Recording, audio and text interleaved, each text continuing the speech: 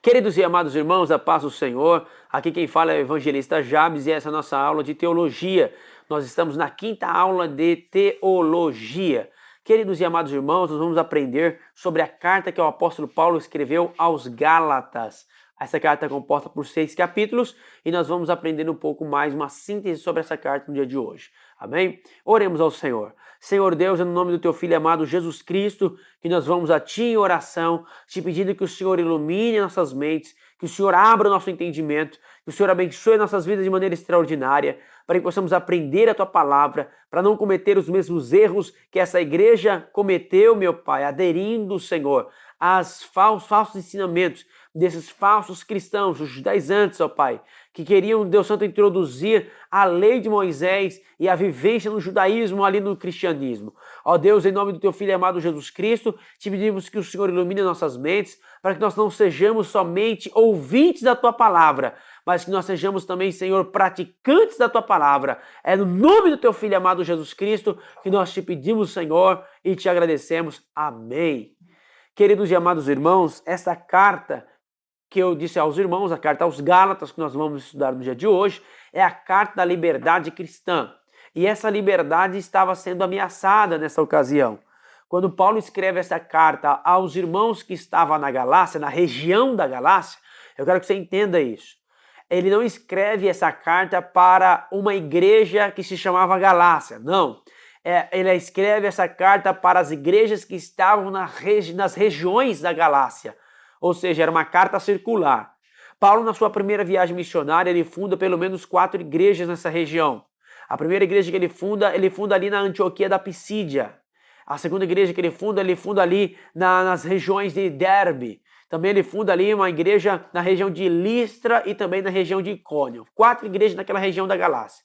E quando ele funda aquelas igrejas ali na região sul da Galácia, então ele retorna à sua viagem missionária que ele fez com Barnabé, a sua primeira viagem missionária. Quando ele retorna, ele então está na Antioquia da Síria e ele fica sabendo que alguns judeus cristãos da origem dos fariseus, eles estavam indo nas igrejas dos gentios, aonde os gentios eles estavam cultuando nas igrejas na Ásia, na Europa, e eles estavam disseminando ali as doutrinas judaizantes. Quais são as doutrinas judaizantes? Eles criam que para a salvação era necessário guardar a lei de Moisés e se circuncidar, observar as festas e os dias que está escrito na lei. Logo, eles vão inflamar a igreja local da Galácia e outras igrejas. Eles vão inflamar essas igrejas com o judaísmo cristão.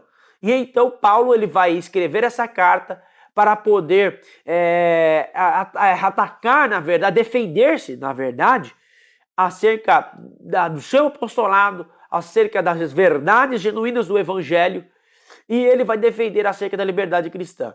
Então, meus amados irmãos, entenda isso, para que os irmãos fixem esse conhecimento na mente dos amados irmãos. Quando o apóstolo Paulo escreve essa carta, há pelo menos 2 vertentes que teólogos dizem que ele escreveu, as datas que ele escreveu. A primeira é do ano 49, quando ele escreve para as igrejas do sul da Galácia, tá?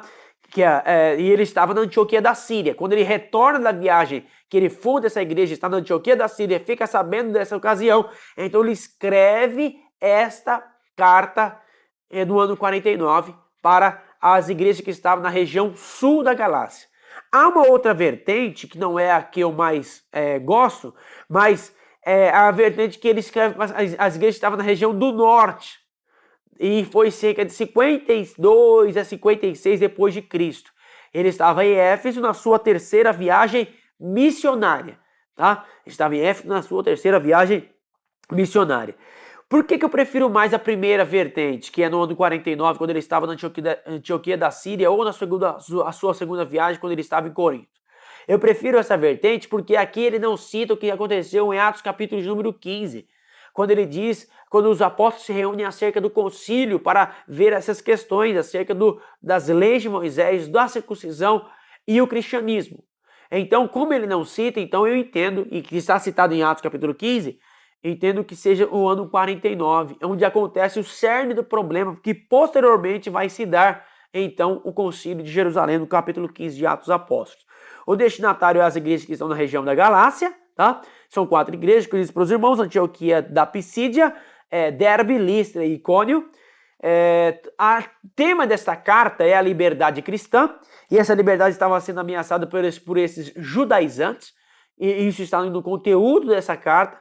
Os judaizantes, eles queriam disseminar as suas doutrinas aos gentios, que viviam na liberdade cristã, que recebeu o evangelho através da graça, através da fé, que eles creram no evangelho da graça de Deus, e eles não precisavam fazer coisas para poder ser salvos, mas eles faziam as boas obras porque eles eram salvos.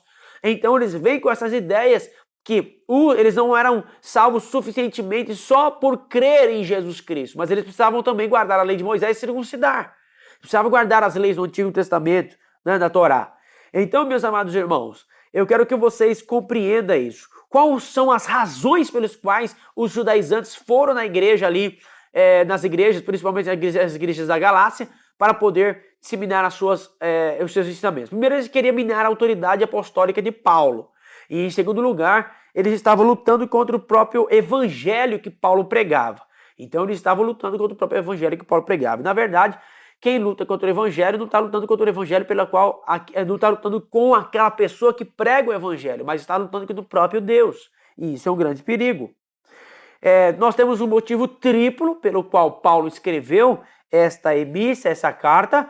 Primeira coisa, ele escreveu para impedir a propagação dessa seita judaica, desses ensinamentos, dessas ideologias da seita judaica, na verdade, das vertentes judaicas dos judaizantes, que estavam ali enveredando na mente dos irmãos gentios, e era um perigo tremendo.